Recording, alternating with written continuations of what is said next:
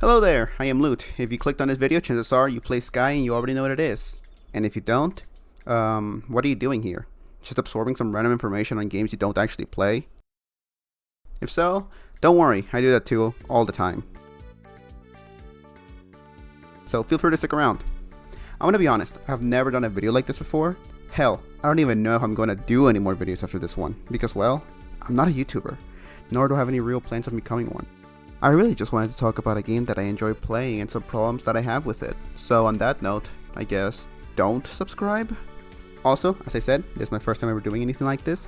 So if some parts feel disjointed, out of place, or it feels like I'm jumping around a lot, or it's low quality, or you notice that this is literally built on PowerPoint, that's probably because I'm not a YouTuber. I'm an engineer, man, not a writer, editor, or anything like that. That being said, I do actually hope you enjoy the video. I guess we should start with the most important question. What even is Sky? Sky, described by its own developer, that game company, is, quote, Sky Children of the Light is a peaceful, award-winning MMO from the creators of Journey. Explore a beautifully animated kingdom across 7 realms and create enriching memories with other players in this delightful puzzle adventure game. Alright, that meant nothing. So what is it, actually? Well, in the defense of TCG is short for that game company, by the way, guys, I'm just using slang. In the defense of TCG, Sky, at least for your first playthrough, is indeed a very beautiful game that compels you to explore more and relive memories of spirits found there, each telling you a small part of a story of a kingdom that once was. The worlds are absolutely stunning and never ending, and the ending is something else.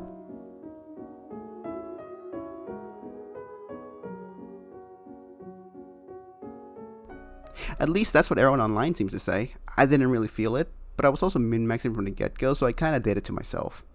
It is truly a beautiful game, and if it sounds something like you would enjoy, stop watching this video and go play it. I mean, it's free.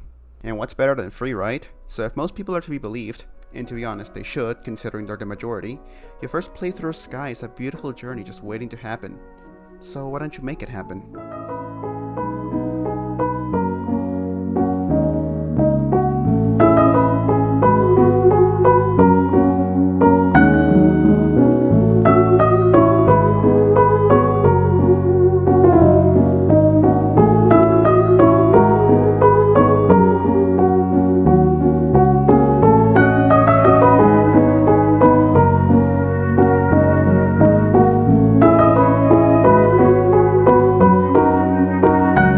But that's only for your first playthrough.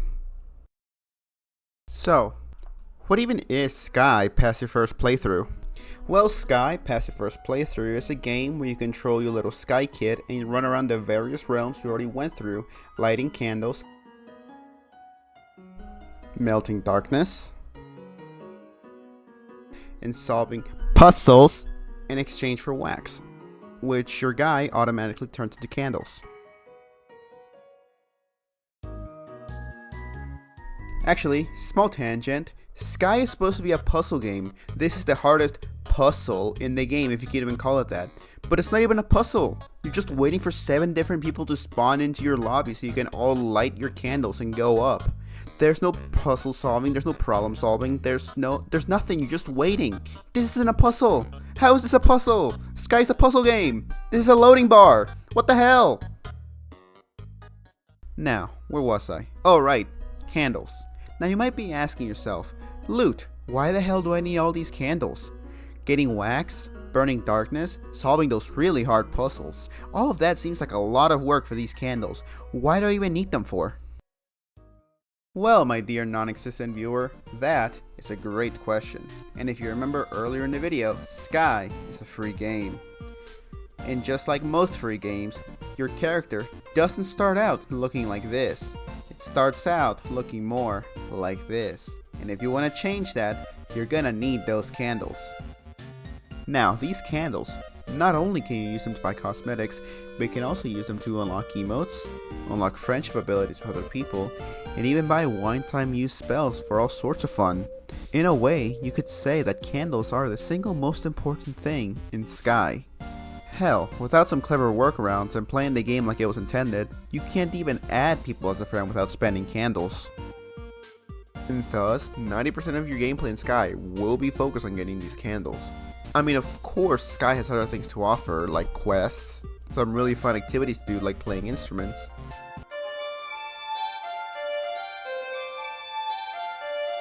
And the before mentioned spirits. But once that first playthrough is done, most of your time in Sky will indeed be spent gathering those sweet, sweet candles. And what you're left with is this monotonous grind that you have to keep going to the same realms you've already explored over and over and over and over again. But that doesn't sound that bad, Loot. In fact, I say it's pretty normal. And you'd be right, most games nowadays just have you doing the same thing over and over again, and the joy comes from you enjoying playing the game. And you know what? I will actually agree with you there. Sky is a very pretty game, and there are worse ways you could be spending your time. In fact, if you take a look at the top left side of your screen, you will notice a candle counter. Essentially, when this candle meter gets full of wax, you will get 1 candle. Simple stuff, really. But you might notice something else about it. What are all those little arrows for? Well, actually, the developers of Sky, TCG, have actually implemented a system in the form of these chevrons to try and make your life a little bit easier. Essentially, instead of all candles taking the exact same amount of wax to craft, TCG implemented a system so that initially they are very easy to craft and take very little wax. But as you keep going more and more and you keep crafting more, they become increasingly more expensive and difficult to craft. Basically, you start out with 3 chevrons every day. These things don't really do anything by themselves, as you're just going down a predetermined price list for every set of candles you craft in a day, but they're still a very good visual aid to let you know exactly how many candles you have crafted thus far. The way they work is as you collect wax throughout Sky, the chevrons will slowly disappear, with each one disappearing after collecting 5 candles worth of wax, with the last one disappearing at 15 candles worth of wax collected. However, you can still keep going if you wish. You can actually get 5 more candles at this point. However, they will come at a much greater cost than the 15 before them, as the wax required to craft them becomes quite substantial. In fact, getting this last 5 candles will probably take just as long to make as it took to make the original 15. Especially since, by this point, if you were smart about it, chances are you have been to the most common wax events already. Thus, you'll have to collect the rest of the 5 candles manually, or wait another hour to participate in them again. Oh, you don't know what wax events are? Don't worry, they're not as complicated as their title might suggest. Wax events are in-world events that happen every 2 hours. They last about 15 minutes each, and each one gives a very substantial amount of wax, with the main 3 ones happening with very little interval between them in the span of 1 hour, allowing you to be very efficient in your wax collecting. You essentially just stand around with other players helping complete a very simple activity whilst collecting a lot of wax. The main 3 I'm talking about are Geyser, Granny, and Turtle. Everyone can participate, and they are very handy. So, getting back on topic, as I've said before, by the point you reach 15 candles, chances are you have most likely already taken advantage of these events, meaning that, unless you want to wait a whole nother hour, you will have to collect the last 5 more expensive candles manually. This, however, doesn't deter the most dedicated players who often farm up to 20 candles every day. So, once you finally get to 20 candles, your candle at the top left will finally fade, entering a state the community has commonly dubbed gray, on account of the candle becoming gray. Very creative, guys. Good job. Getting any more candles past this point is a fool's errand. Yet if you so choose, you can in fact collect most of the wax in the entire game, a prospect that will probably take you hours, and your reward will only be 1 extra candle. That being said, I think it's a very good system, because if you want to get the max amount of candles, it's still going to take just as long as it did before. However, this allows dedicated players who were already getting 20 candles a day to still continue getting the same amount they always have, while allowing more casual players to spend less time getting that initial sum of candles at a faster rate. So there you go. Well, it might be a bit simple, that's going to be most of your gameplay in Sky once you're done with your first playthrough. But before we move on to something else, we should probably keep in mind that while candles are indeed the most important type of currency in Sky, there are 2 others that you should know about: hearts and ascended candles. I'll start with hearts since they aren't as complicated to explain. Hearts are another currency in Sky, and similar to candles, they are used for almost the exact same thing, that being buying cosmetics. However, there's a big distinction, being that higher level emotes are almost always bought using hearts. How do you get hearts? Well, you can outright buy hearts for 3 candles each from spirits, but this is a one-time thing per node, so eventually you will run out of hearts to buy. Instead, the way that the developers intend for you to get most of your hearts is from other players. And indeed, your main method of getting hearts will be other players, in which there are 3 main ways of going about it, with the first one probably being your main go-to for getting hearts. For you see, when it comes to other players, you can't outright buy hearts for yourself like you can with spirits. Instead, you're only able to pay 3 candles to gift a heart to a friend, meaning that, to get a heart, someone must actively choose to gift one to you. And as you can probably guess, while the system was originally designed around friends giving each other gifts selflessly, the natural result was an interaction the community has dubbed heart trades, which is exactly what it sounds like. You gift someone a heart, and in exchange, they also gift you a heart. This can only be done once a day per person, and can either be done in person or via your friends list. In Sky, your friends list takes the shape of a starry night sky, but functionally, it is just a friends list. It shows you when they're online and allows you to join them. More on this in a second. So, if you want hearts, prepare to annoy your friends and go beg them for heart trades. But there is a silver lining. Depending on what cosmetic you're after, you really only have to do that a couple of 100 times. Jesus Christ. And, as I mentioned before, hearts can also be sent via the constellation. Told you I'd touch on it in a second. So if you truly want a large amount of hearts, you can actually set up a deal with multiple people to send each other hearts back and forth every day. This night sky that acts as your friends list is also the second way you can get hearts. For you see, every day you can light your friend's star completely for free, and if they have basic human decency, they will light you back. Just like heart gifting, this can only be done once per day per person. Once a friend lights your star, you will see little light particles surround it. You can collect these by simply clicking on them, and each one you collect is worth a humble 1/60th of a heart. 1/60th of a heart isn't a lot, but what did you expect? It doesn't cost you anything, and it serves as a passive way of generating hearts. And hey, if you have 6 people at it and take your time to light them all, and they actually light you back, you're looking at a heart a day, completely for free, which doesn't sound like a lot, but it's a hell of a lot better than literally nothing. The third and final way of getting hearts is relying on a stranger's generosity. You see, in Sky, you can buy these spells that let you leave behind a little bit of yourself for others to see. They come in 3 flavors: message boats, shared spaces, and memories. These can be bought in exchange for candles or even hearts.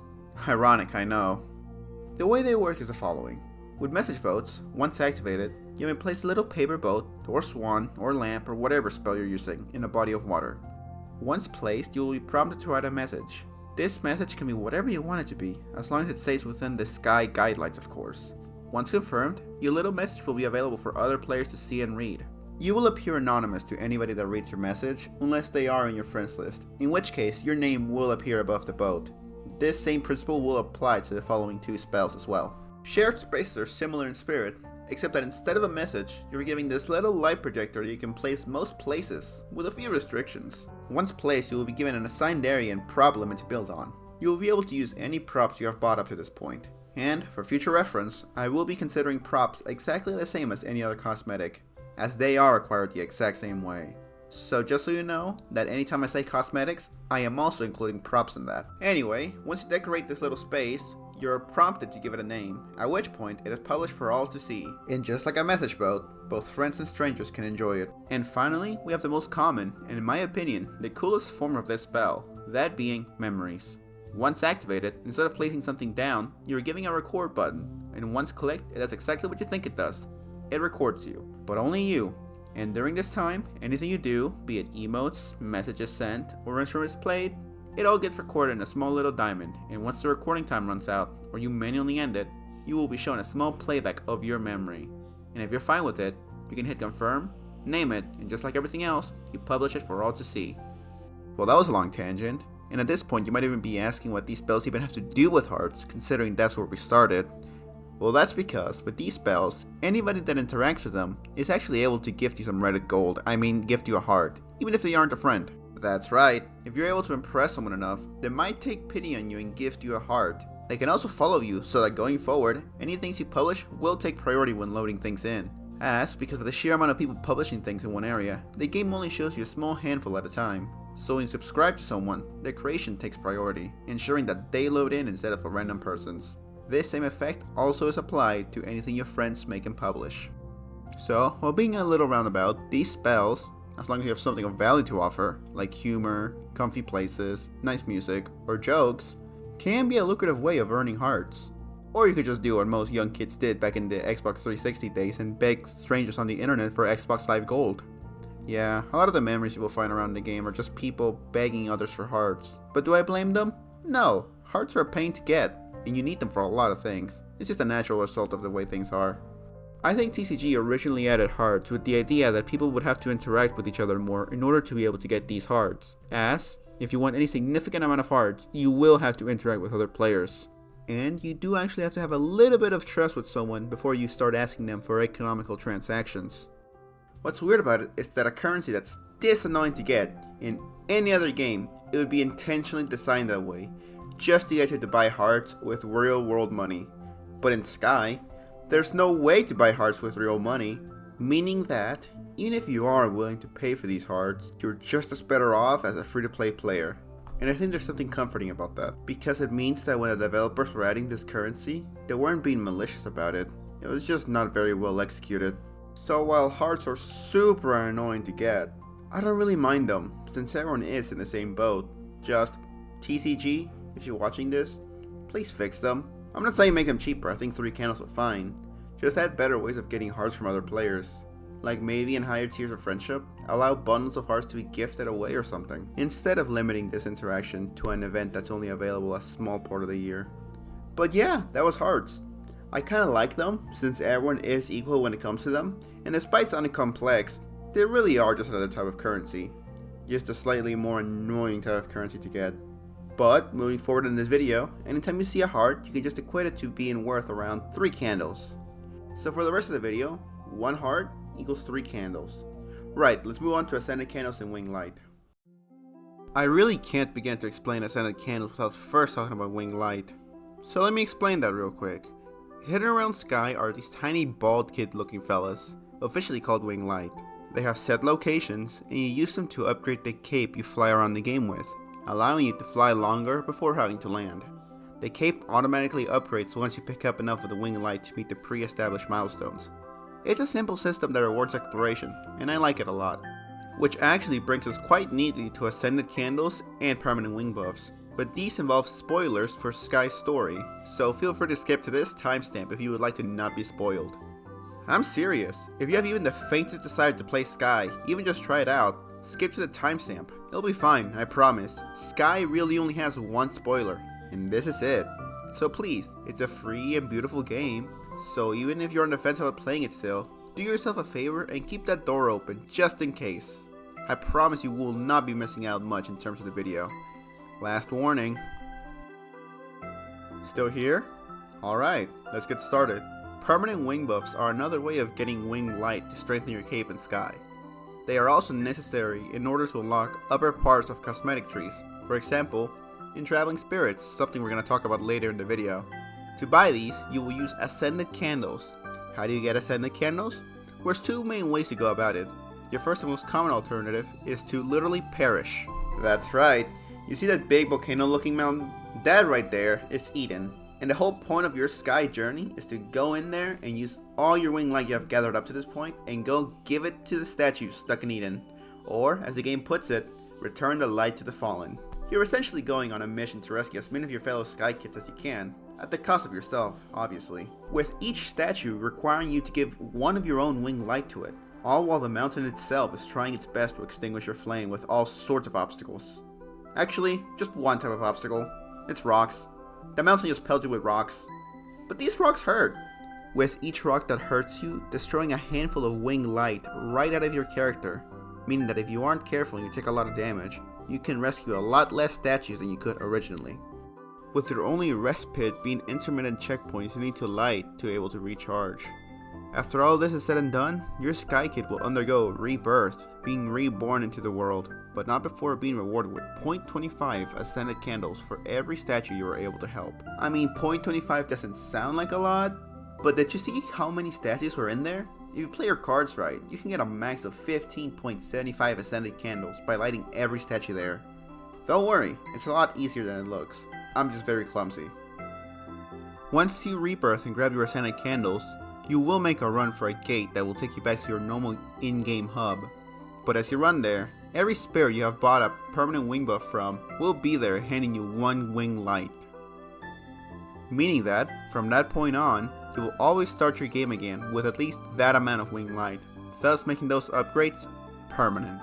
Despite sharing the same symbol, leveling up a friend's friendship tree with ascended candles will not actually grant you any permanent wing light. This only applies to spirits.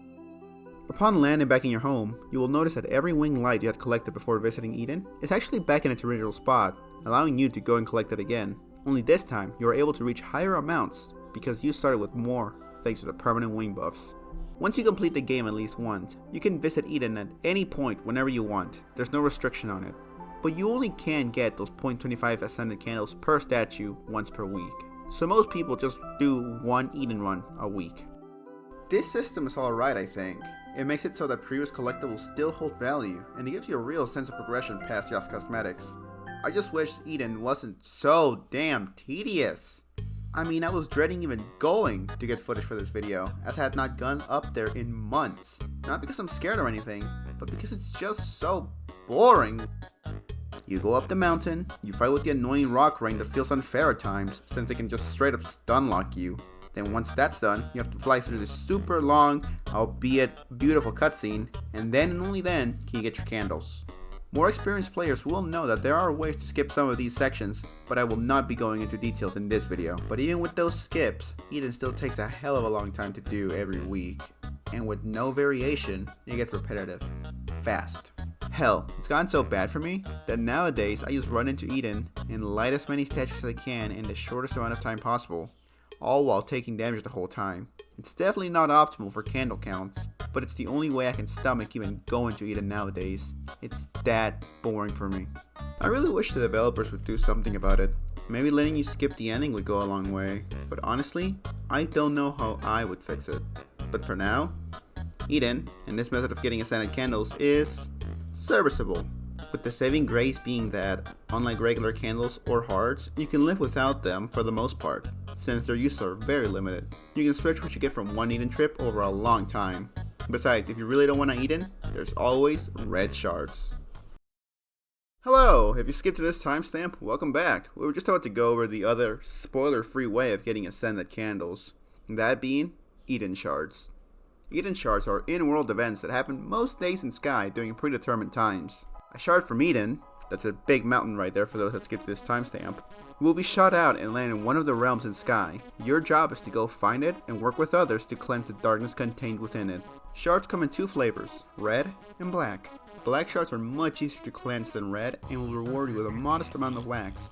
So if you're passing through a realm and a shard just so happens to be in the way, they're worth stopping by real quick. But in all honesty, not a lot of people go out of their way to get them, since there are so many other consistent ways of getting wax. But you're not really here for the black shards, you can get wax anywhere. What you're after is ascended candles, and that's where red shards come in. And red shards is where the good stuff is at. Red shards are significantly harder to clear than black shards, and you will most definitely want some help doing so. Though, because they are also harder to clear, your reward is also much more attractive.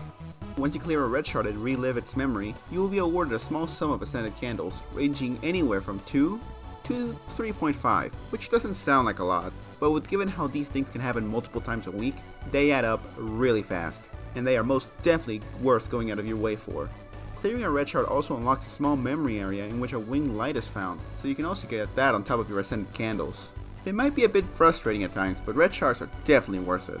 Both red and black shards work the same, meaning that during a day in which a shard says land, it will have 3 different allotted times, referred to as landings, meaning that you're only able to participate in the shard events during these hours.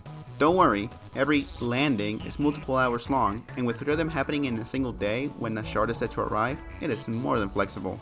I promise you, you will have plenty of time to participate. And even if you miss it, don't worry, they are super common and you will be able to try again. And in case you skipped to this part, you use ascended candles to unlock higher parts of a spirit tree to buy cosmetics, always costing 2 for traveling spirits, and berries for vanilla spirits. Fun fact, the first ever proper cosmetic I bought was this mask, and I could have not have gotten it if it wasn't for a red shard landing on the day the spirit was set to depart. And as I had already exhausted other alternatives of getting ascended candles up to that point, the red shard was my last hope. So, red shards hold a special place in my sky heart, because if not for them, I could not be wearing this fox mask that I am today, and ever since that day, I have not taken it off my character for any significant amount of time. Much like hearts, you can't pay real world money to get more scented candles, and with how limited their uses are, I think they're perfectly fine the way they are. I mean, sure, they can sometimes be used to buy cosmetics, and you always need 2 when talking to a traveling spirit, but trust me, once you get out of the early game, if you are still consistently getting more of them, they will add up fast. So honestly, I like them. I can't really think of any other way I would change them to make them better. They're fine the way they are. And those are the main types of currency in Sky. They look complicated, but they really aren't. I know I didn't talk about seasonal candles or event tickets, but don't worry, I'll talk about those when I get to their sections. And with that, you're ready to go and farm some candles. Good luck, I'll be waiting for you here once you get back. Oh, what was that? You collected plenty of candles over the course of the last few days and are now ready to buy cosmetics? Why, of course, right this way. Just head to your nearest constellation, talk to a spirit, and go ahead and pick from this wide array of cosmetics. Oh, what was that? Wait, what? You think these cosmetics are boring? Downright ugly? These aren't the cosmetics you were talking about. Oh, I see. You wanted to buy these cosmetics. Okay, I get it. Well, that's gonna be a little trickier.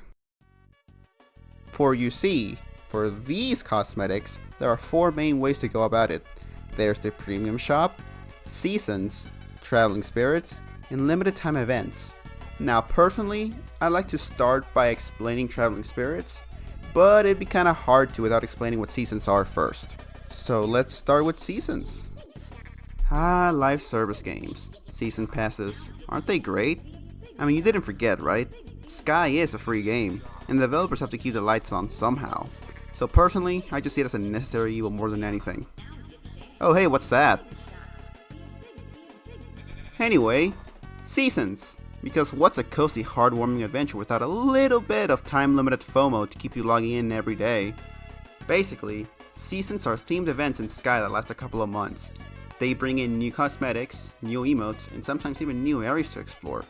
You can earn some of these rewards for free, sure, but as you can probably guess, the really fancy stuff is locked behind a premium season pass. Industry standard really, but don't worry, not all hope is lost thanks to traveling spirits. Hey, wait your turn, I'm not done here! Now, to get these seasonal cosmetics, you'll need candles, and before you ask, no, you can't just use your regular candles. That would be way too easy. Instead, you can earn up to 5 seasonal candles a day. 4 from daily quests, and 1 from lighting a set of 4 orange candles found in the realm where the dailies are located that day.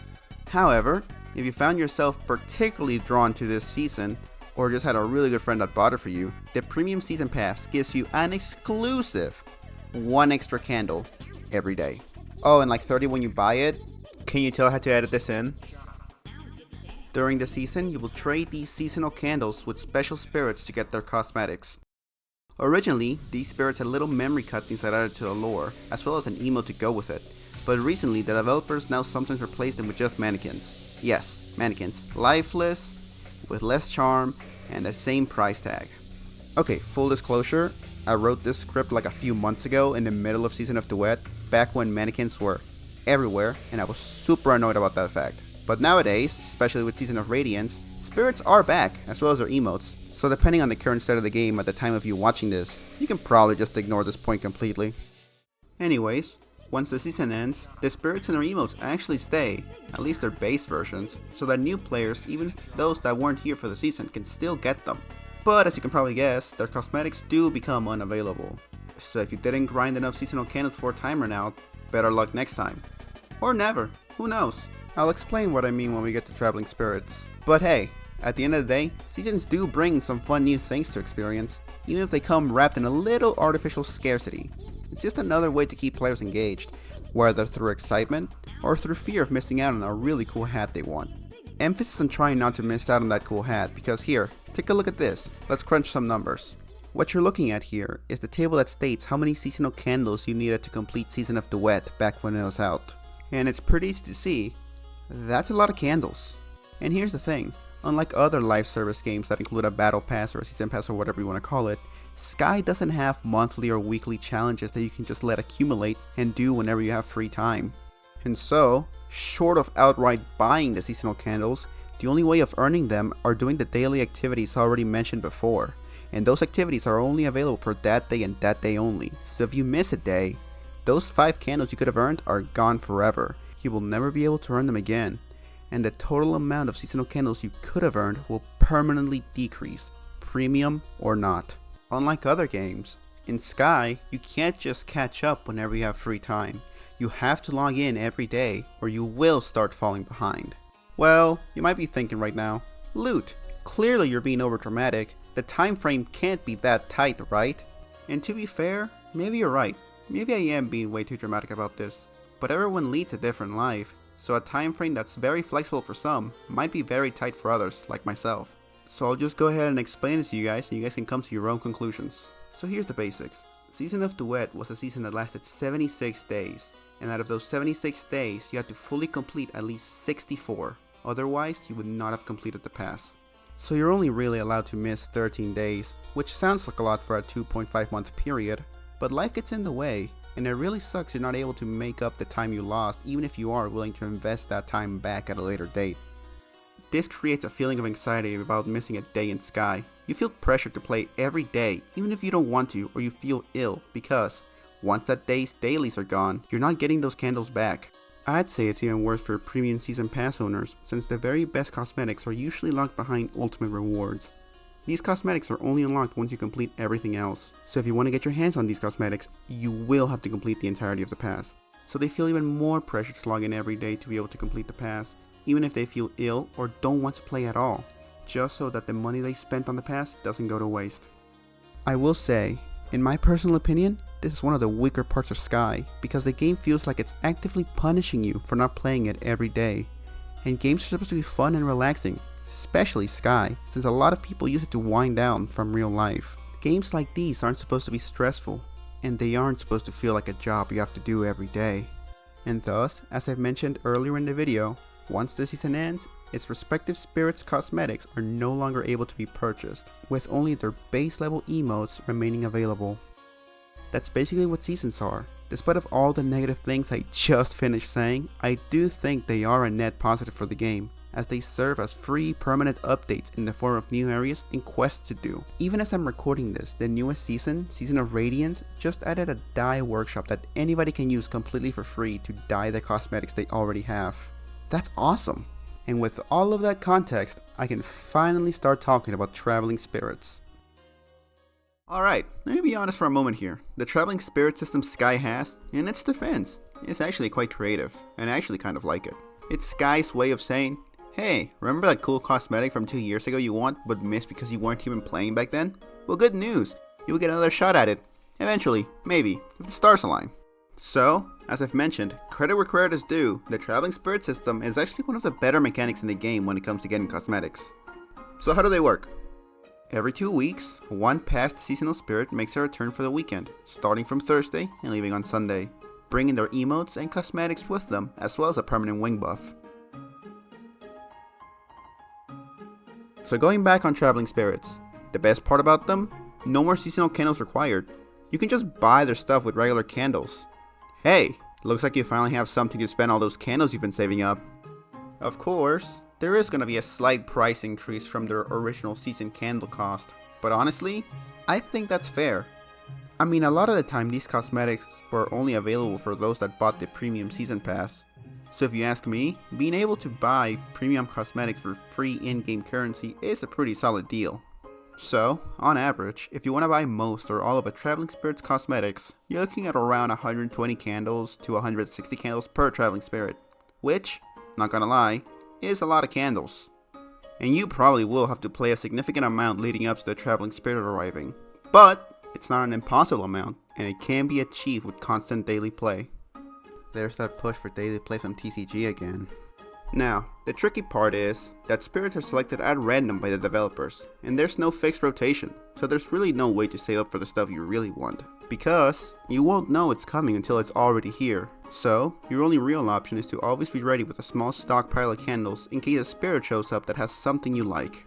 With around 75 seasonal spirits altogether, you could theoretically get every single past cosmetic that's not an ultra reward or a premium shop item if you're patient enough. However, if you're keeping track, at one spirit every 2 weeks, and assuming no repeats, which is very unlikely I'm afraid, it would take you 2.7 years to cycle through all of them. Yes, years. Hope you weren't in a hurry for that one super specific cape. Hey, did you know that in the past, traveling spirits used to come by every week? And while that sounds better on paper, personally, I'm not so sure, because it pretty much guaranteed that no matter how hard you farmed, there was no way in hell you could get everything. And I'm willing to bet that made the fear of missing out feel a lot worse than it is right now. So, as it stands, I think every 2 weeks is a lot better than every week. Something I haven't mentioned yet that's really good is that apart from regular traveling spirits, there are also groups of traveling spirits. They're basically TCG's ways of treating the community once in a while. The way these work is that every now and then, instead of the usual single traveling spirit showing up, we get a whole group of them all visiting at the same time. The groups usually follow a theme or are from the same season, but this isn't always the case, and doesn't really matter, as what you're really after is the cosmetics. Another positive is, unlike regular traveling spirits, these groups come with plenty of warning, allowing you to save up candles on the day leading up to their arrival, as well as their stay lasting a significant amount longer than the usual traveling spirit, meaning that you still have a real chance to farm for a cosmetic, even if you couldn't afford it right as the group arrived. All in all, groups of traveling spirits are a great opportunity to grab multiple older cosmetics that look great, even if they can be a bit overwhelming for candle management. Just make sure your candle hoarding skills are up to par, but even if they aren't, you can quite easily just pick and choose to buy what you really want and ignore everything else. After all, you don't always have to buy everything, just what makes you happy. So that's basically what traveling spirits are, both the normal version and their grouped versions. In all fairness, I really don't think it's a terrible system all things considered. Hell, I'd even say it's pretty good. Could they show up more often? I mean, sure, I guess, but that's probably just gonna make the fear of missing out and anxiety a lot worse. Could they post which spirit is going to show up with a bit more of forewarning? Oh, absolutely. Yes, they really should do that. Should the developers let the community have a bit more agency on deciding which traveling spirits come visit? I'd say so. I think that would be great for the game. Should the cosmetics be a little cheaper? Maybe. I think they're fair for the most part, but I don't know. But when the developers of a free-to-play game are allowing their players to buy once premium cosmetics in exchange for the freely accessible in-game currency, there's bound to be some compromises. And I think the benefits far outweigh the downsides. So on that note, traveling spirits get a big thumbs up from me. Keep it up, guys. Alright, with traveling spirits done, I do believe that only leaves us with two main ways of getting cosmetics: events and the premium shop. So I'll go ahead and continue with events. Don't worry, I'll get to you. And boy, do I have a few choice things to say to you. Alright, events. Yeah, right. Alright, Sky does a lot of events. I mean, just from the top of my head, we got Days of Love, Days of Fortune, Days of Giving, which doubled as the Alice in the Wonderland collab, Days of Music, and Days of Style. You get the point. Sky has a lot of events. A lot of events. And these events serve to bring some fun to your usual Sky experience, as well as some cosmetics, some of which you can even buy with candles. Now, are those cosmetics gonna be good? Well, we'll get to that. Events really aren't that complicated, as basically, anytime one is announced, an area in Sky is changed and adapted to fit that event's theme. Inside the event area, there will be a spirit available with a constellation, similar to that of a traveling spirit, except that you don't have to pay ascended candles to access the upper parts of the tree. Much like any other cosmetic tree, here you can spend your candles, hearts, ascended candles, and tickets to buy spells and cosmetics. Oh, what are tickets? I'm glad you asked. Tickets are an event-exclusive currency only available for their respective events. How do you get these tickets, you ask? Well, these tickets are acquired by doing activities related to that particular event inside the dedicated event area, with the usual limit being around 5 tickets per day, plus some extra tickets that developers usually hide around the area you can get anytime. In the past, the way you got these tickets was simply from picking them up off the ground, with the daily 5 just spawning around the area. However, as of late, especially starting with Days of Style, something changed in how you gather tickets. I have no idea what the developers were on during Days of Style because they decided to change tickets into a wax-based system, similar to candles, with Days of Style being the first time they implemented it proper. Now this by itself put a bad taste in most people's mouths, I mean, before you could just go around the event area collecting tickets, enjoying the scenery, but now you had to actively go out of your way to fill up this meter. And how with gathering candles already took up most of your time in Sky, people weren't exactly clamoring to do the same for event tickets, but it was how the developers handled Days of Style that really sent people over the edge. Because yeah, sure, you got a ticket for making an outfit to fit that day's theme, but how did you get the other 4 tickets, you ask? You sat down for 15 minutes. Yep, that's right. The way TCG decided would be the optimal way for players to get the tickets they needed in order to buy the cosmetics from the event they wanted was for them to sit down and do nothing for 15 minutes every day. I don't know what the hell they were thinking when they made this. There wasn't anything to do. You just went in there and burnt a quarter of an hour bored out of your mind just because the developer said so. I mean, you didn't even collect anything. The wax just spawned into the air and it would automatically go into your character, so you wouldn't even run around. That wasn't even an option. You just sat there and did nothing. I can't state that enough. You sat there and did nothing. Just because the developer said so. This was nothing but a total lack of respect from whoever designed it, honestly. It made it clear that in this point in time, they did not respect the player and their time, and took the player's engagement for granted. And if I've learned anything from other failures in the video game landscape, you never want to do that. I mean, normally the Sky player base is really passive and don't really complain much, compared to other groups at least. I mean, seriously, these guys are so calm and collected that any other thing that would make a normal community riot against their own developers, they just shrug it off and keep going. But it seems like the developers might have pushed too hard with this one, which made the community actually snap at them. Who knows, maybe it was building for a while then. Point being, a lot of people complained, and honestly, since then, they have taken events in a much healthier direction. It's not perfect, but it's a hell of a lot better than whatever the hell they were thinking with this. Whew, sorry about that. Might have gotten a little too heated there. Where was I? Oh, right. And so, while events are still wax-based, you get a lot of wax by just doing activities related to the event, and no more waiting is necessary nowadays. Whether it be playing an instrument, solving riddles, or just doing emotes in a designated area, that's how you get tickets nowadays, no more waiting. And that's how event tickets work. They're only specific for their event, so once the event ends, your tickets are removed from your inventory, but you just use them to buy cosmetics from the event constellation just like you would candles or hearts. And in turn, that's also how events work. Yeah, sure, event cosmetics aren't always the best cosmetics, especially the ones that require tickets, but, you know, what do you expect? It's just another free way of getting cosmetics. With events squared away, I guess there's something I should say. This whole video has been all over the place with no real clear point, and that's not going to change anytime soon. After all, the whole reason I even started writing this video was to give myself an excuse to ramble on about a game that I love, both the good and the bad.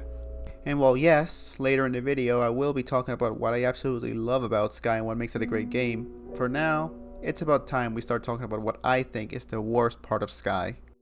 Alright. Look, this next segment that I want to do, it's going to be hard to talk about it without explaining the last and final way of getting cosmetics. That being, the premium shop. The premium shop in Sky is... Okay, look, you buy cosmetics for real life money. That's it. I mean, come on, it's self-explanatory. This one was always going to be the shortest one. But, in the sake of clarity, anytime a cosmetic can be bought for real life money, I will consider that a premium shop item, no matter where it's found in the game, whether it be an event area, a season area, or even a hidden area. If the cosmetic is bought with real life money, I will consider that part of the premium shop. Now, before I start saying what I have to say, please keep in mind that this is in regards to past events. More specifically, the time period between Days of Nature and Days of Style. As nowadays, I don't feel as strongly about them as before. And the developers do seem to be handling the game a lot better than they were before. So, even if I get a little upset talking about this, I still love Sky, but for now, just take this next section with a pinch of salt. Alright, let me be honest. I don't like events. In fact, I hate events. I hate them so much that unless there's something I seriously want from them, I won't even touch them besides just visiting the event area for the first time. And that's only because my friends like to check out event areas when they come out. If it weren't for them, I might not even visit them. And the weird thing is that on paper, I really shouldn't hate events. I mean, considering that I approve of traveling spirits, and I more or less approve of seasons, what makes events so different for me? I mean, they're just another way for players to get some free cosmetics in exchange for their time, right?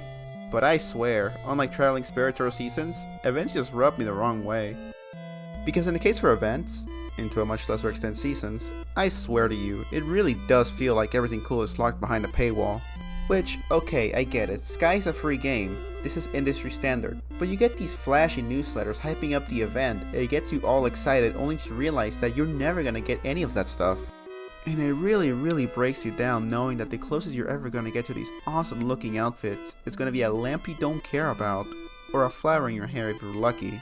It's degrading. And it gets to a point that you're like, okay, I clearly don't care about these irrelevant cosmetics, so why would I waste my time getting these event tickets? In fact, why would I even go to the event area in the first place? There's no point. All the good stuff is locked behind a paywall anyways. And being frank with you for a moment here, it was Days of Style. Days of Style is what broke me. I mean, it was Days of Style that broke the camel's back, but it was every event leading up to it that certainly did not help. Because when I saw the Days of Style newsletter, I got really excited. The event looked really fun, and the cosmetics looked awesome. I couldn't wait to get my hands on them. So you can imagine that once Days of Style started, and I was met not only with that whole debacle that I told you about earlier, but that also the suit that I wanted so bad was a premium item, and a really expensive one at that, all of the excitement and whimsy I had for this event came crashing down, as well as severely damaging my opinion on TCG, with my opinion on them only just recently starting to get better, albeit slowly, because the recent decisions they've been taking with the game are a lot better than the ones they took back then. But seriously, I mean look, oh wow, Days of Style, that suit looks amazing, can't wait to premium item. The Alex collab, I can't wait to premium. Days of Moonlight, well isn't that just a premium? It's ridiculous. Everything cool and pretty from events costs real money, and the cool stuff that doesn't cost real money? Well, it doesn't cost tickets, let me tell you. It costs candles. How many candles, you ask? Well, let's take a look at Days of Color. Days of Color was my first real event as a new player, or as the community calls it, Moth. I say real because while technically Days of Nature was my first actual event, I was way too new to the game to even know what I was doing, much less know about collecting tickets or have more than 10 candles at a time, so I didn't even touch it. Before Days of Color hit, I hadn't really had any real opportunity to get cosmetics on my own, and once the announcement was made, I was super excited. I mean, they really made it look like this huge deal with the way everyone was hyping it up, both developers and community alike. So, I strapped my mothy little wings, got filled with determination, and began to farm candles. I mean, even with all these guides and with people helping me out, I was still very new to the game. I didn't know where everything was, and I really sucked at farming. But, against all odds, I managed to save up a modest sum of 100 candles. Personally, in my new player ignorance, I thought I was gonna be fine. I thought I would have enough to at least grab one good cosmetic for myself, maybe two if I was lucky. But, as reset time came and the event dropped, I rushed to the event area to look at the prices. And let's just say 100 candles wasn't gonna cut it. So how many candles did you even need to buy the cosmetics from this event? 463 candles. You needed 463 candles to buy the clothing from this event. This broke me inside when I saw it. As a new player, I was devastated. But then again, it was never my plan to buy everything. I would have been happy with just one good cosmetic. So, how about just for one cosmetic? How many candles was it for a cape that I really wanted? 177 candles. Okay, maybe not that one. How about the other one? 175 for the other one. As a new player, at that time, the only thing going through my head was, I barely got 100 candles as is. There's no way in hell I could ever hope to save up for those items by the time this event ends. Oh, but God knows I tried. I tried to keep farming through the duration of this event, but once I realized it was hopeless, I settled and just bought the pants. I mean, they weren't my style at all. Even now, I don't think I've ever put them on since I bought them. But back then, I was thinking that at least I wouldn't leave the event empty-handed. But, thinking about it now, I think leaving an event that I was super excited for with only a cosmetic that I genuinely didn't like, didn't do any favors for my opinions on events moving forward. Looking back, I mean, even if I knew what I was doing during Days of Nature, the same thing would have happened. I mean, that free cape for Days of Nature was a whopping 180 candles. I mean, what the f? While we're at it, I did mention that you could also get cosmetics in exchange for the much easily acquired event tickets. But, a lot of the time, these ticket cosmetics, they aren't great. I mean, beauty's in the eye of the beholder, sure. But with all due respect, I don't see a lot of people wearing this in their day-to-day in Sky, or taking an inner tube with them when there's so many other options for props they can take with them. Here's some other examples of items that cost tickets back when they were out. Here's a weird looking jar that doesn't really do anything. Hey, look at this, you can actually do something with this. Here's a torch that you can light candles with, slightly better than you can with your regular red candle. It can't burn darkness and takes longer to pull out, but hey, at least it costs tickets. Here's a lantern that, while it does look cool, I guess it runs off of electricity or something, because compared to most other light props in the game, you don't actually recharge your light when you stand near it. I don't know why this one's different, but hey, it costs tickets. To be fair, not all ticket cosmetics are bad. Some are okay, I guess. Not that I would call them good, but they aren't as blatantly bad as the ones I mentioned before. And once in a blue moon, you might even get something that looks actually passable. But, of course, with Sky being a free game, they aren't without their drawbacks. Because just like I mentioned earlier, you can only get so many tickets in a day, that being around 5. So you end up with the same problems I mentioned all the way back in Seasons, only this time much more unforgiving, since events have a much shorter time frame to work with. But I guess in the defense of events, you can actually buy tickets here with regular candles, albeit with a hilariously steep markup. So if you want to buy a cosmetic that costs tickets from an event, you better do your best to log in every day, or you just might miss out. Oh hey 2003 Days of Sunlight, when did you get here? Oh wow, look! All these awesome capes cost tickets, are you serious? That's awesome! Oh wow, there are not even that many tickets, so even if you miss a few days, you're gonna be just fine, because you can just buy the cape that you really like. Oh man, I'm so excited! I wasn't here for Days of Sunlight last year, but everyone keeps telling me how awesome it was. I can't wait to get my hands on these capes that cost nothing but ticket. That's right, for these cosmetics that cost nothing but a few tickets last year, you now need 340 candles. Why? I don't know. Are you starting to see why I hated events? They felt super disrespectful towards the player, not valuing their time or commitment to the game, taking their attention for granted, and making them grind endlessly for something that was basically a handout the previous year. With Days of Style taking the cake in the disrespect department. I mean, I can't think of anything more disrespectful than the developers just telling you, sit there for 15 minutes and do nothing just because we tell you to. And, talking about developers, this actually brings us to the second half of this segment. I mean, I did promise you I was going to talk about the premium shop, didn't I? Now, I did mention that most things that look cool in Sky that are from a season or an event probably cost real money, and I still stand by that. Sky's a free game. The developers need to make money somehow, so adding microtransactions is pretty standard practice. I mean, even games that aren't free still have them. It's just a sad reality of the games industry. But I mean, come on, what are these prices? That's real game money. Sky started out as a mobile game, you know? Sure, there's always going to be a more outrageous example in different games, but in my opinion, that doesn't give Sky an excuse to be as bad as it is right now with its prices. Sure, you could buy a real proper game for this much money, but you could also buy this marshmallow holder in Sky. Fire not included, by the way. The premium cosmetics are so comically overpriced that it makes me wonder how the people that are buying all of these things are even affording to do so. It really doesn't help that, at times, it really does feel like the way they went about implementing premium items was super scummy. Here's an example of what I mean. For Season of Aurora, the 9-Color Deer, Little Prince, and the Season of Moomin, there was these unique capes that let you visit a special seasonal area, even long after your season had ended. I mean, that's awesome. It's like a little memento you get to keep and share with your friends as a reward for playing during that season. So how do you get them? Did you guess that you got these capes as the final reward of the season? I mean, it would make sense. Your reward for participating and playing a great extent of the season, as well as paying for the premium season pass, would be a special item that lets you visit a special place you've made so many good memories in. Well, if this was any other game, I wager you were right. But I'm afraid this is Sky. So how do you get them?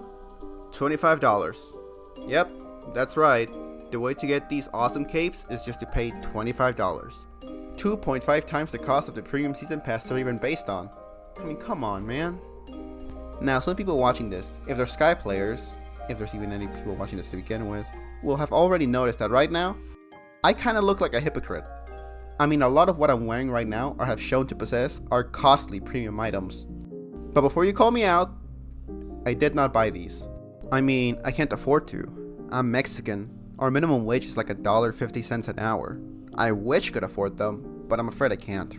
And right now, as a recent graduate, I'm between jobs. I'm looking for something. But even when I was working as an intern, I was only earning about $2 an hour. So there's no way in hell I could even afford to spend money on these things.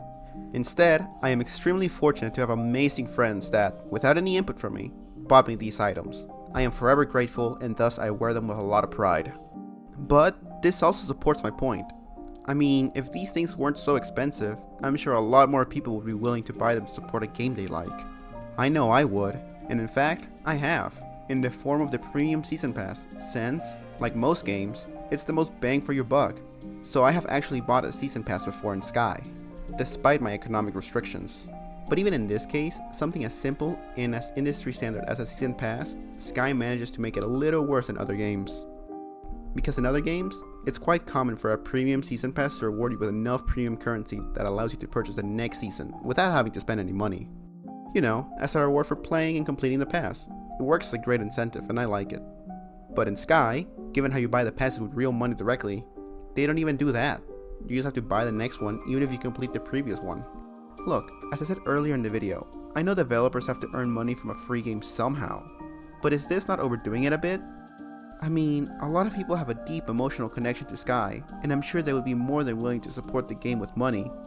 But with these prices, it's just not practical a lot of the time. So I'm sure that if these prices got adjusted to be more reasonable, it would do wonders for the game's health, as well as encourage more people to buy them, since they would actually be affordable. And when you combine this with every other criticism I've said up to this point, it just culminates into this terrible, foreboding feeling that the developers don't actually care about their players at all. They just care about their money. Which is fair, since at the end of the day, that game company is a company. And any company's goal is just to turn a profit. And that's perfectly okay, that's just business. But there's a big difference between fair monetization and predatory pricing. When the cost of an in-game item feels excessive, it can alienate players instead of fostering a healthy, long-term community. Something TCG themselves aim to foster, as they have stated before that they emphasize in creating timeless interactive entertainment that inspires human connection worldwide. And for a game as social as Sky, fear of missing out and social pressure are gonna play a big factor in making someone spend money they don't actually have in a cosmetic that's way too overpriced. Which in my opinion goes against what Genova Chen said to an interview in Forbes a couple of years back. He has stated as saying, "We're not a company who's trying to be like Vegas rich. We just want to earn money honorably and not ruin the emotional experience we provide for our players." But with how expensive these items are, it can result in a lot of people feeling left out, being unable to participate in these cool cosmetics they really like because they simply can't afford to, even if they really want to or are willing to pay less for them. And despite everything, I still don't hate Sky. I mean, sure, I've gotten mad at it before, I've gotten frustrated with it, but it's because I deeply love this game that I'm even making this video to begin with. And just like any person with anything they love, they just want it to get better and get healthier. I genuinely don't think this video is gonna do anything, since I don't even know if people are gonna watch it. But I really just wanted to air out my thoughts and share my criticism of a game that I really like. And if a developer just so happens to see this, all the better. But infinitely more important than any Sky developer, if you happen to be hearing this and watched up to this point, thank you. From the bottom of my heart, thank you for giving a no-name nobody like me a chance. Don't worry, the video's not over yet. I just wanted to make that clear before we move on. Wherever you are, whoever you are, thank you. Sorry to get a bit cheesy at the end of that segment there. I just felt like it needed to be said. So with that squared away, I think that finally covers most of my criticisms I have of Sky and that game company. Oof, that felt good to get off my chest. But hey, with that done, I can finally start being more positive about Sky and their developer. I never thought I would be saying that a few months back. Fun fact, this video and this script was started months ago, born out of frustration and disdain for all the factors I had mentioned previously. But as time kept going by and I kept procrastinating this video more and more, the developers actually listened. I mean, don't get me wrong, these cosmetics are still expensive as hell.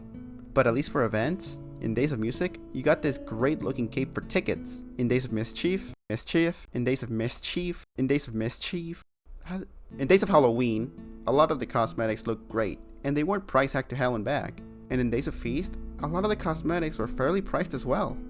Except for you two, but I feel like we got a good thing going, so I'm gonna glide past you two, alright? So yeah, originally, this video was gonna be nothing but a negative hit piece on Sky and their developers, urging you not to play it, or if you were already playing it, telling you to stop.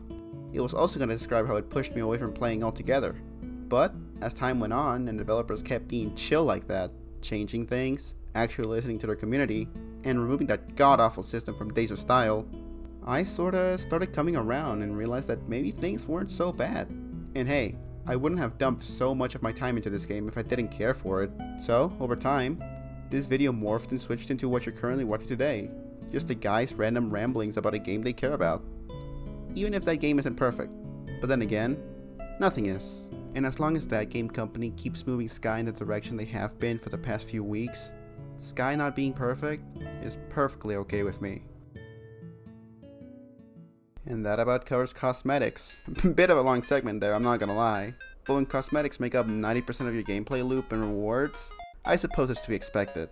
Now at this point in the video you might be wondering, Loot, this game doesn't sound all that great.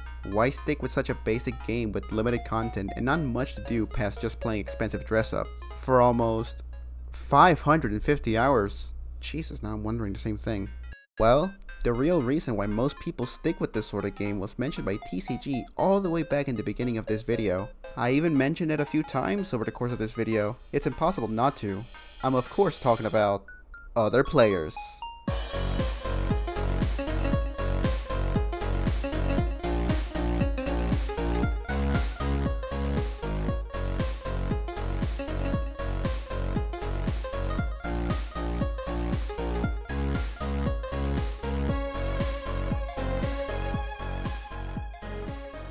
I mean, there's no way around it. The game can have its cozy atmosphere, challenging puzzles, and story all at once.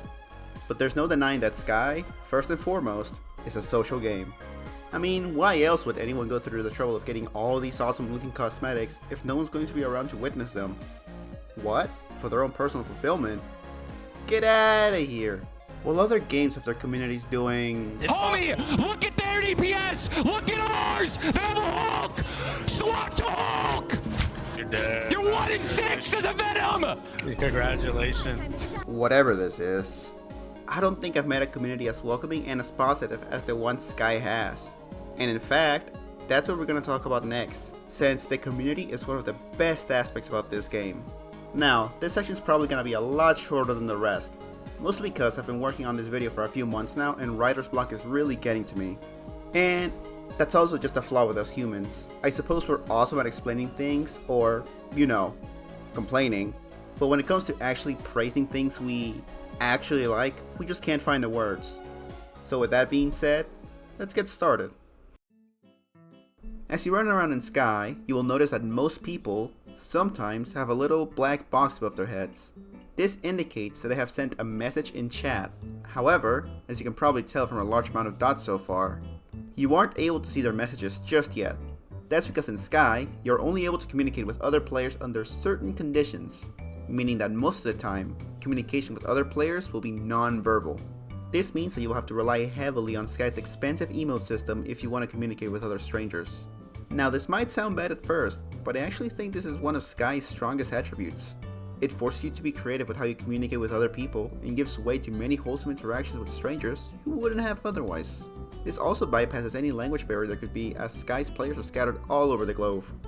But if you insist on wanting to chat with others, there are two main ways of going about it. You can either become friends with the person you want to chat with, or you can sit together in a designated chat prop.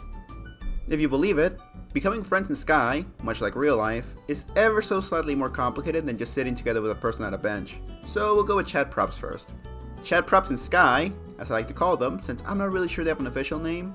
And disclaimer, I know that those found already in the world aren't props at all, but for the sake of the video I will be calling them props regardless, can take many forms, but they all share the same fundamental function, that being giving you the ability to chat directly with people you normally wouldn't be able to, as long as the two of you remain seated in the prop. The way these work is simple.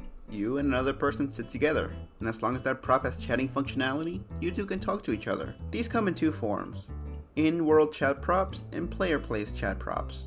In-world props are exactly what they sound like. They are benches, tables, or campfires that are always available to be used in a set location. Anybody can use these at any time. Meanwhile, player-placed props, as the name implies, are props that you're able to buy just like you would any other cosmetic. You are able to place these down in the world, and this will allow you and other players to chat with each other. Since these props give quite a large level of functionality, they can be often expensive or hard to get. But, lucky for you, you don't always need to own the prop to be able to use it. Instead, you can use a spell that will equip your character with a designated prop for a certain amount of time, usually around 30 minutes. During this time, you are able to place the prop and use it normally, like if you owned it. The way you get these spells can be by pure chance upon buying a spell node from a spirit, getting some from an event, or, more directly, outright buying some from the sleepy traveling merchant for a few candles. However you end up getting these props, at the end of the day, you will be able to use them to chat with anyone who sits with you. Now, much like everything else in the world, not all chat props are made equal, especially regarding those found already in the world. For you see, for these benches, the stone table found at Grandma and others like it, the chat functionality will only function as long as a white candle is burning on top of it. Now when you first load these in, you will get a free use with a white candle already being placed upon them. But this usually only lasts a few seconds, after which you or the person you're chatting with will have to cough up one candle in order to keep chatting, and will have to do that every time the candle runs out, like a sort of payphone.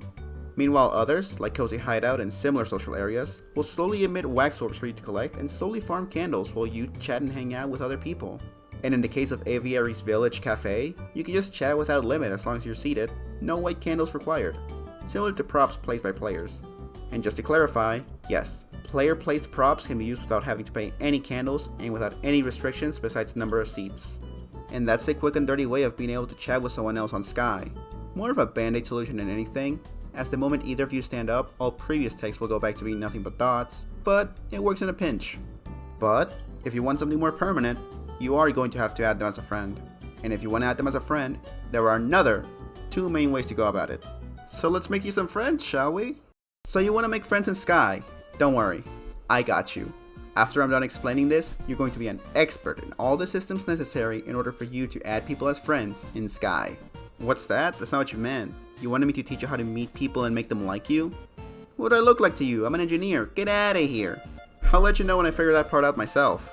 But shoving those irrelevant details aside, as I mentioned just now, there are 2 main ways of adding people as a friend in Sky. In fact, I think they are the only 2 ways of adding people as a friend in Sky. So let's start explaining the method you're most likely to run into first, that being using candles. But before we can add anybody as a friend, first we gotta find someone to add as a friend. Here we go, here's a person. Oh, you're wondering why they look like that? Oh, that's easy. Most people you come across in Sky will look gray and bald. People in this state are called strangers. That means you haven't met them before. Low-key, I don't really understand what the developers were going for by making this the default state you meet people in.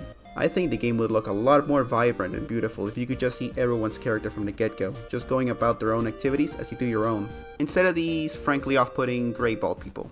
Anyway, point being, you aren't able to see each other until you light each other. Essentially, you each hold out your red candles, and once they meet, your characters will be revealed for both of you. The game doesn't really care how both of your candles collide, just as long as they do. If you and a stranger are burning darkness and your candles just so happens to collide, it doesn't matter if neither of you were planning on it, both of you will now see each other's characters. I'm not saying this is a bad thing, I love it personally, it's just more funny than anything. And like I said, I don't like these gray things, so if someone just so happens to light me while I was not paying attention, I'm plenty happy. Now that you can see each other, one of you will need to bite the bullet and offer the other the gift of friendship, bought at the cost of 1 candle. Once this is done, you give your friend a nickname and you two are now friends. You will now be able to find them in your constellation and join them if they're online. Oh, what's that? You think you can talk to them now? Not so fast. As you can probably see, you still aren't able to talk to each other. That's because you need to unlock chat first. Once you click on them, you will notice that the friendship menu looks a lot like a spirit's cosmetic tree, right down to the ability to spend candles. But there's a big distinction between spirits and friends, because when it comes to friends, you're not buying cosmetics from them. Instead, you're buying different abilities you can do with each other. I call them abilities, but like 99% of these nodes are just emotes you can do with each other. And, excluding gifting items, it doesn't matter who pays for what, since at the end of the day, the benefit will be the same for both of you. That being, both of you getting access to the emote or ability. And as you can see right here, that node right there, that's the ability to chat with each other. And to unlock it, it will cost the 2 of you around 5 candles, which to be honest, isn't as much as I remember it being when I was a moth, especially since the cost can be split, but it's still not free. And, once this node is unlocked, you will finally be able to talk with each other with no restrictions.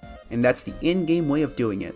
But if you're part of the official Sky Discord, or any Sky community outside the game to be honest, which I highly recommend you join since it will boost your enjoyment of the game significantly. You might notice that the word code gets passed around a lot, and that's because if you head to your main menu, hit friends, and click generate a one-time use friend code, you will be able to create a one-time use friend code, that someone else can use to add you as a friend.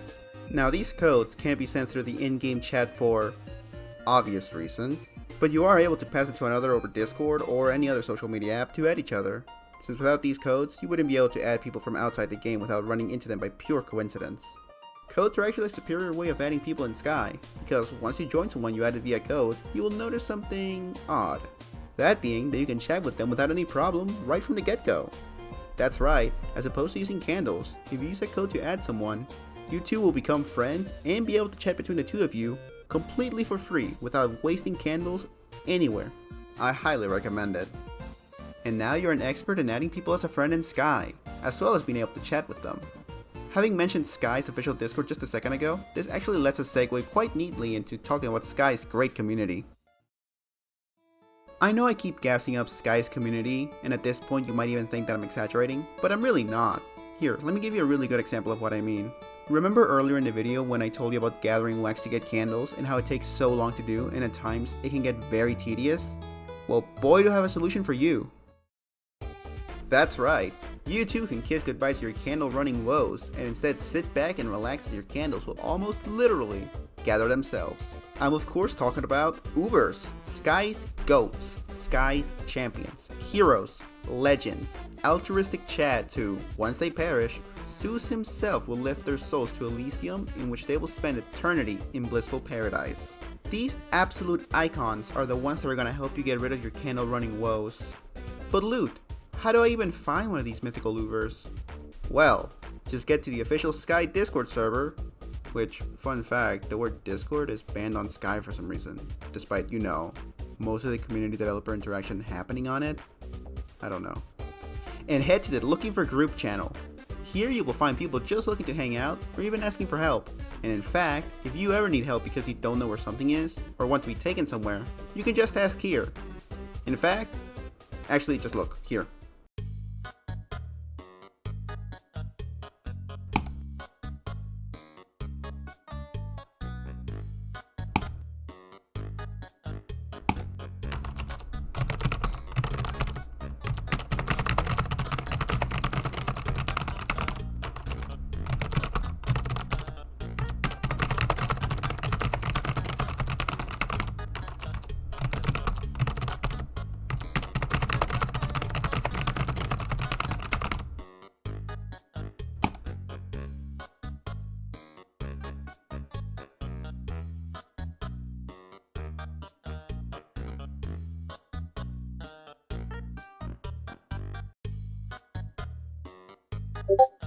Nice.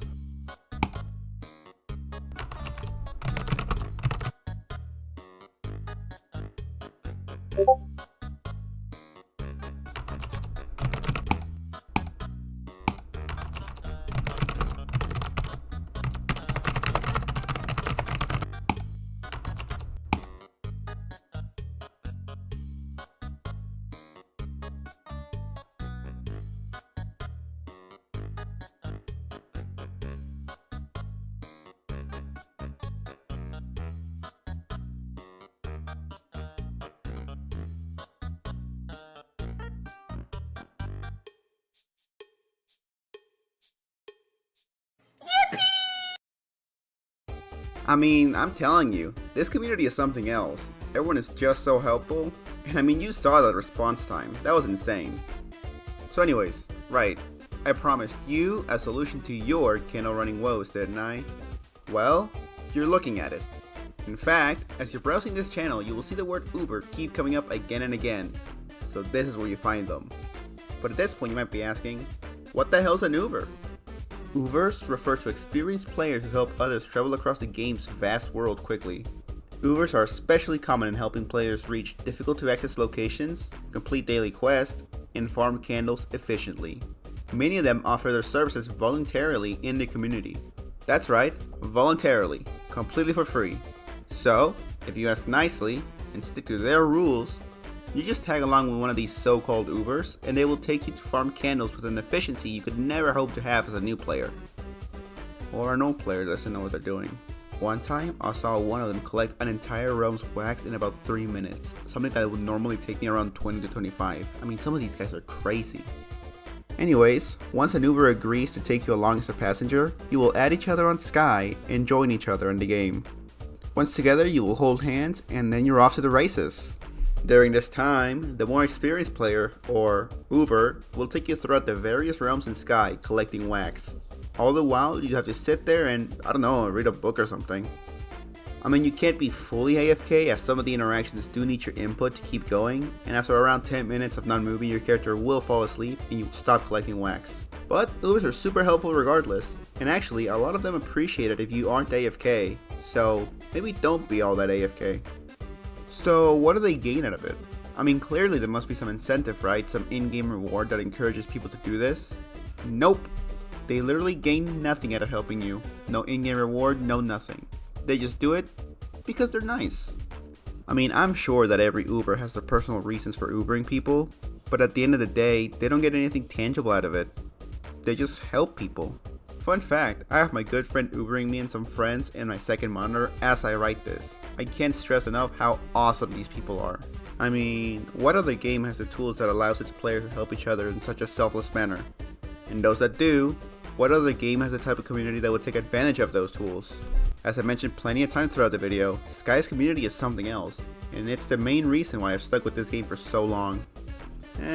One of the main reasons. My top number one reason for playing Sky has to be my friends. If you guys are watching this, love you guys. TCG has created such a beautiful game in such a manner that encourages players to be social and altruistic to one another. And what you're left with is a recipe for a game that serves as a social space for some, a safe place for others, and a nice way to unwind from real life for most. And then there's the lack of competition. Like, how do you even win at Sky? There's no leaderboard, there's no kill count, there's nothing like that. So Sky does something that most online games fail at.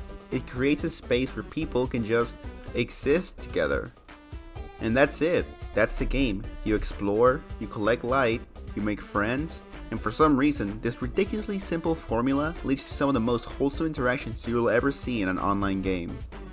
Like, I've played shooters where people will actively sabotage their own team just to be toxic. Meanwhile in Sky, you have people going out of their way to help total strangers for no reason other than pure altruism. And, well, certainly a shorter segment than the rest of the video. That was the general gist of Sky's community. Look, despite its simplistic nature, Sky helps you create so many beautiful memories, and it helps you connect with people you otherwise wouldn't have met in a very positive and friendly environment. And, in my personal case, it helped me stay connected in a very interactive way with a really close friend I otherwise would only be able to text and call with. So I'm genuinely thankful for that. Thank you Sky, and thank you TCG. But hey, that's just what I like about Sky, and last I checked, I'm not the only Sky player there is. So I went ahead and gathered a bunch of random Sky players to interview them. For the sake of transparency, I avoided interviewing my friends and opted to just interview random people in the community. I chose players that I have never talked to before. This is so they wouldn't change their answers on my behalf had they been my friends. And with that, we can get started. I had the chance to talk to a bunch of players about their experiences with Sky, and I mean a lot of players. And I appreciate each and every one that responded to me, genuinely. But out of all of them, 2 of them really spoke out to me. That's not to say the others were bad, mind you. It's just that for these 2, their answers moved me in such a way that I just had to make them the main focus. So if you're watching this and I didn't use your interview, I'm genuinely sorry. It wasn't your fault. I just needed to keep the video concise. More or less concise. Who knows, maybe someday I'll release the rest in a separate video. I mean, they're already edited and ready to go. But for now, please welcome CeramicBloks and Wintar. Say hi, guys. Yo. You hear me? We hear you loud and clear, Ceramic. Now you, Wintar? Hi, I'm Winter with an A, and I've been playing Sky since mid-2020. Starting with the most fundamental question, and I think one of the more important ones. Why do you play Sky? For me, Sky is what I call my decompressing game. I'm at a university right now, and I'm a student.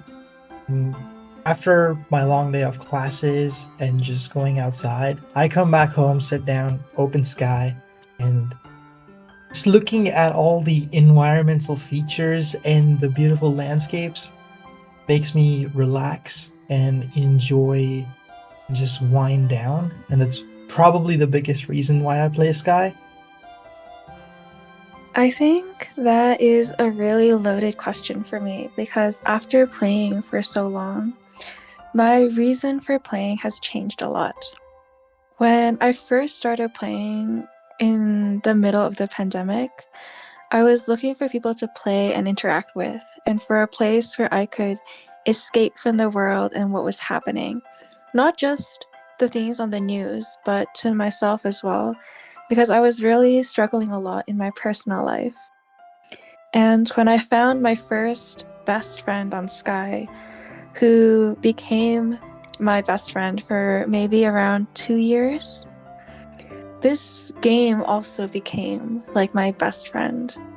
I found a group of people that I was excited to be around and who I thought understood me. And we farmed for items together, we celebrated new cosmetics and new events together. We looked at leaks together, and for quite a long time, this group and I, we were completely inseparable. And now I think I play Sky mostly to remember all those happy times that I had. Not to sound like an old player, but I still can't help but remember the events I both witnessed and took part in every place on the map. I feel sad when I enter Arc, or like unusually happy when I go into Prophecy Cave, or nostalgic when I'm in Dreams and Sanctuary. And there are just so many memories that I have in almost all parts of Sky. It just feels like I can't put the game down without losing the people who I cared about so much. That was beautiful, and that begs the question, how long have you been playing Sky? This one's a little bit tricky because I first joined back in Little Prince. It was, I believe, halfway through the season. I played game for 2 weeks and then I just dipped because the person who got me to play Sky, they left me at Eden, and I just felt betrayed after going through that whole stuff. And yeah, after that, I left Sky and I came back because of another friend 2 years after, I believe, and it was just the end of Season of Remembrance. And since then, I've been playing almost every day. I've been playing since the pandemic, so around 2020. I think I started on the very last day of Enchantment. At the time, I was looking for a new game, and I got an advertisement for Sky. And honestly, I still think it was one of the best decisions I could have made at the time. That's quite a long time. What has kept you playing for so long? In the beginning, I wasn't really a fan of Sky. Nothing made sense to me. I was a moth. I was lost, and nothing in the game looked very. How do I put this?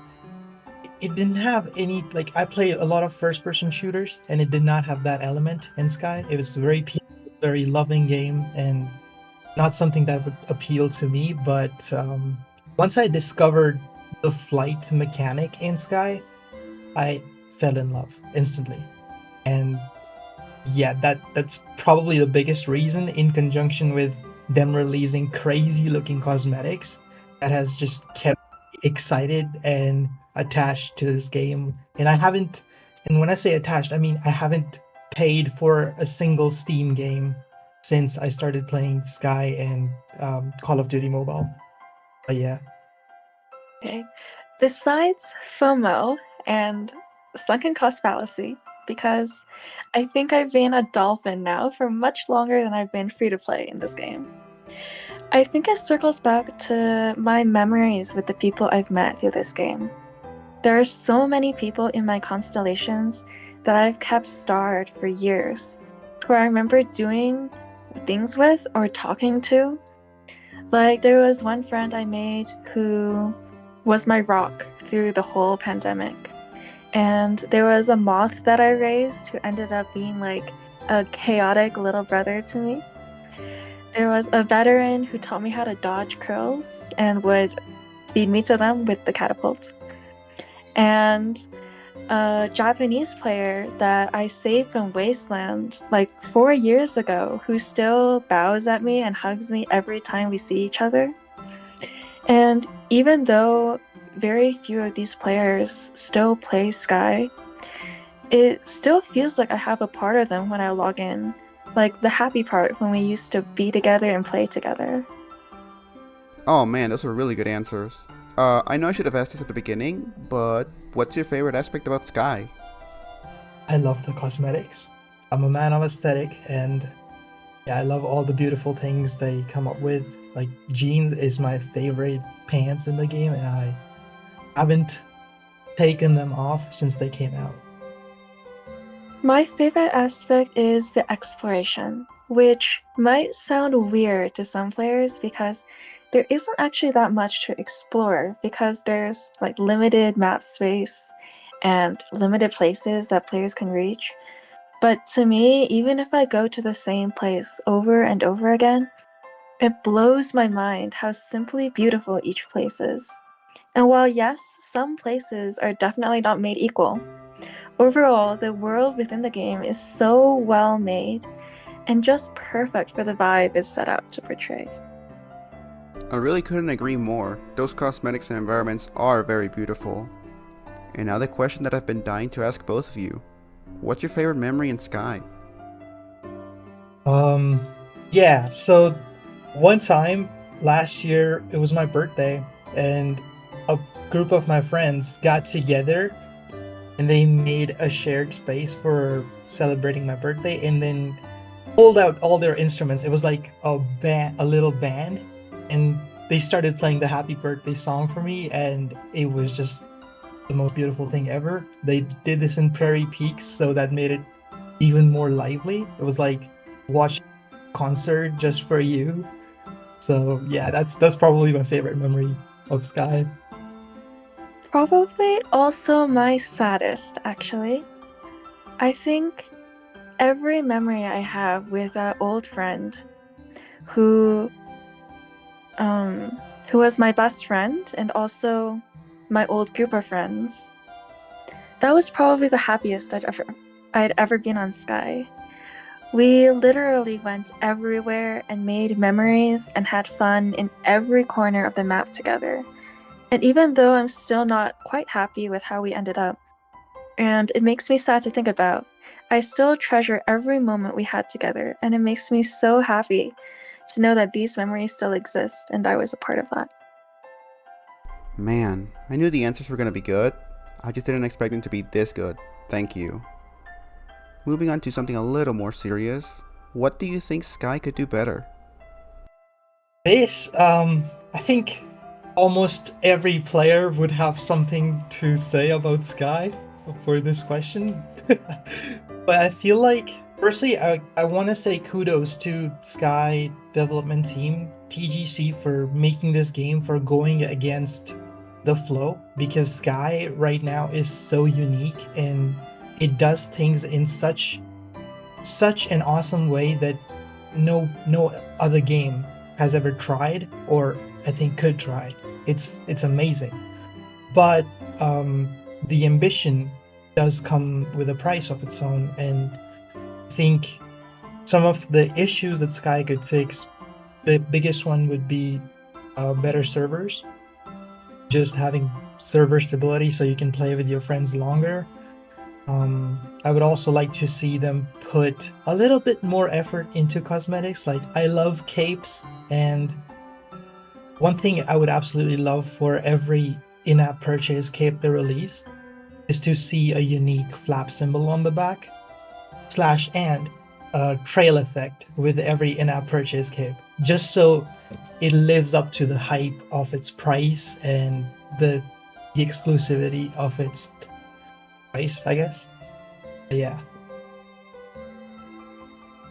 Honestly, as some other players would probably agree with, the prices for certain cosmetics is, or has been, not even almost, but quite absurd for some time. And though I do understand that these items are purely cosmetic and really don't impact the gameplay at all, it still doesn't quite feel right to me just how many candle heavy or expensive in-app purchase items there have been for a while. As in, there used to be just a few per event when I just started, but now it seems like the events have doubled in number, the items doubled in price, and there also seems to be in-app purchases in most of the seasons that are priced at like double the season pass. And while I do understand the companies need to make money to keep themselves afloat, it's been really hard looking at the prices and trying to justify them, or seeing new players trying to justify them as well. I think both of you bring up very good points, and as anybody who has watched up to this point in the video can probably tell, I heavily agree with one of them. I'm not gonna say which, but you can probably guess. This also brings us to the penultimate question. I actually picked you two out because you two said you were Ubers. As an Uber, what inspired you to help others? What do you get out of it? This is one that I had a really hard time thinking about. Because usually I think of it like this. I'm hopping on Sky and I want to get candles. So if others join me, it's just they act like a battery and they get candles out of me flying them, because a lot of people, I guess, have a hard time playing on their mobile devices. And this is where I come in, because I exclusively play on my MacBook, and I'm really grateful to Sky or like TGC for having a native port for Mac OS. It's so much easier to play and engage with players, and I'm really glad they did that for Steam too. Now people can play it on their PCs. I just like sharing the ease, and I love flying, so I love when people see me flying and they go, "Whoa, you're so fast. How did you do that?" And you're like, that's what I've been doing all this time on Sky. But yeah, that's just what brings me joy, and having people there leads to more connections, and then it just grows into a bigger circle and filling up all the constellations. It's a great time. Okay, actually, I started Ubering for myself. So, very shortly after getting a grasp of how to play the game, I Ubered for the very first time because I wanted to learn the routes, but was too insecure in myself to allow myself to be a passenger. So, when I started, I drew out every map and every wax and wing light location and just ran with it. And when I met my old best friend, because we started playing at around the same time, so we compare each other's routes and Ubering times and passenger amount, and we compare candles and other currencies, and it was a whole event. Since then, I've really not Ubered as much, just because I don't nearly have as much time as I used to. But it still makes me happy when I'm able to bring other people to get wax, because I've just always liked helping people, and I love the structure that Ubering has, how it lets me interact with people and assist them with something so that they can relax. But I also don't have to interact with them, and I can call off a run whenever I want. It just gives me the perfect amount of interaction in a way that I like and that most people can appreciate. Wow, I just want to say thanks both of you for taking time out of your day to come answer my questions. It really does mean a lot, even if not a lot of people are going to see it. And to finish us off, so this will double as a farewell and a final question, if you could send a message to anyone watching this video, what would you like to say? That is a really good question. This had me like nagging my brain all day, and the only thing I would want to say to players is Sky is a game that was made for you to relax, slow down, and enjoy. I know a lot of people who join late or are joining as the game grows feel the stress of collecting candles and everything. I just want them to know that this game has no end. There's no end goal. Once you finish the base game, you're just gonna keep coming back to enjoy the beautiful moments. So give yourself that time. You don't have to buy every single cosmetic. It's not gonna do anything. Just enjoy the game, collect candles at your own pace, because most of the things, if not all, will keep coming back every year, and you will have chances to collect everything one by one, and you will feel more joyed instead of having to feel stress and hoard everything at the same time. Just give yourself that room. Just enjoy. Yeah, that's what I would say. I feel like I sound really old saying this, but have fun with what you have. Of course, you can farm and look forward to collecting more items for your Sky Kid. And of course, you can practice running to be the best Uber or join a bunch of different people to find your dream Sky group. But as much as it is good to have an ambition for your time in the game, I think it's also important to take time to enjoy what you have and the experience that you're having right now.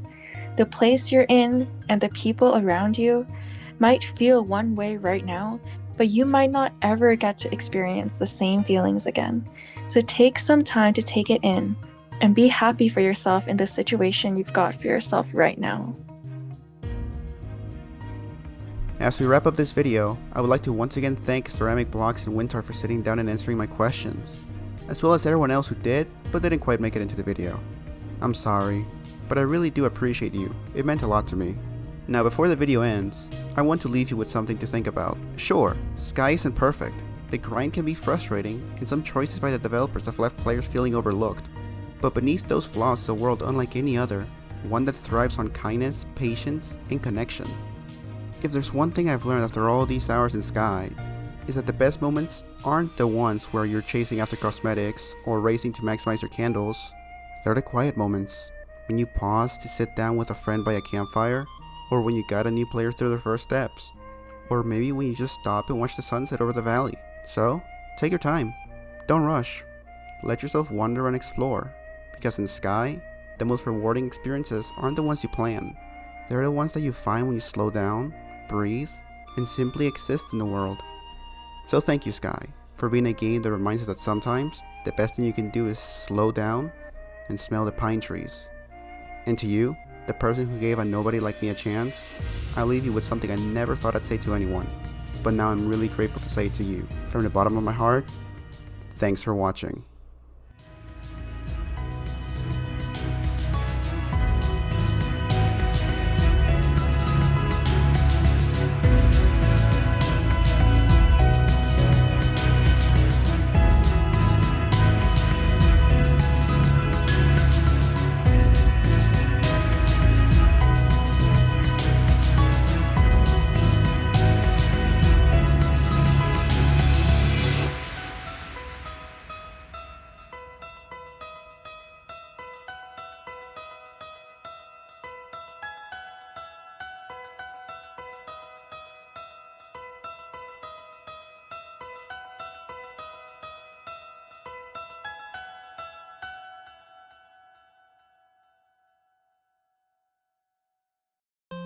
Still here? Well, if you are, I might as well say this.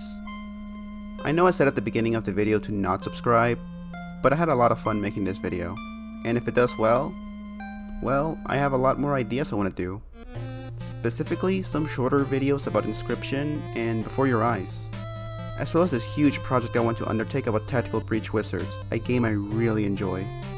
It would be very similar to the video Pyrocynical made on Cruelty Squad, so if you want to see those, like and subscribe, I suppose.